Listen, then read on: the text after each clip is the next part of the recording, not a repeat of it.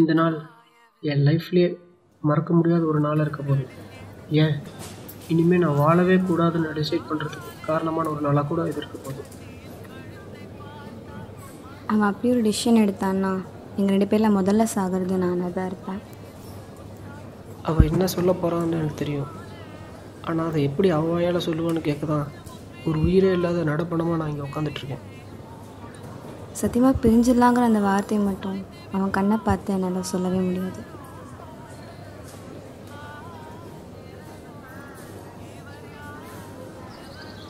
தயவு செஞ்சு எனக்கு புரிஞ்சுக்கூடா.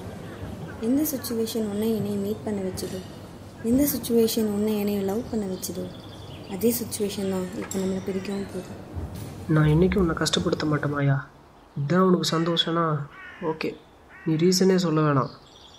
ஆனால் இன்னும் நான் உன்னை லவ் பண்ணிட்டு தான் மாயா இருக்கேன். நானும் தான்.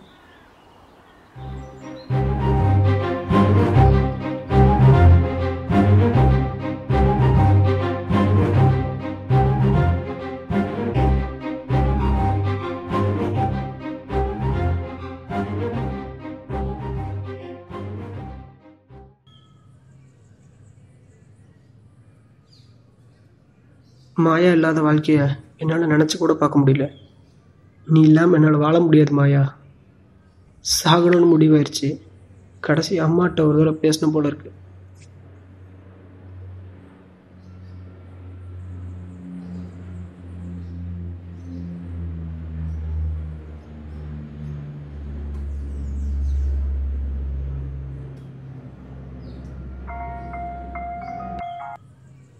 ஹலோ அம்மா. அம்மாக்கு தோட வரேன். மா மா அம்மா என்னாச்சுமா? ப்ரோ நீங்கள்? அம்மா ப்ரோ. ஓ அம்மாவா? அது சாரி ப்ரோ, இங்கே லோ ப்ரெஷர்னு நினைக்கிறேன், கீழே விழுந்துட்டாங்க. ஸோ இப்போ ஓகே தான், ரெஸ்ட் எடுத்தால் சரியாயிரும் ப்ரோ. சரி, நான் பக்கத்து சீட்டில் தான் இருக்கேன், அதை வந்து கூப்பிடுங்க. Thank you bro. எவ்வளோ பெரிய தப்பு பண்ண பார்த்துட்டேன். இனிமேல் உன்னை விட்டு என்றைக்கும் போக மாட்டோமா. யாருக்காக இல்லைனா உனக்காக இருப்போம்மா.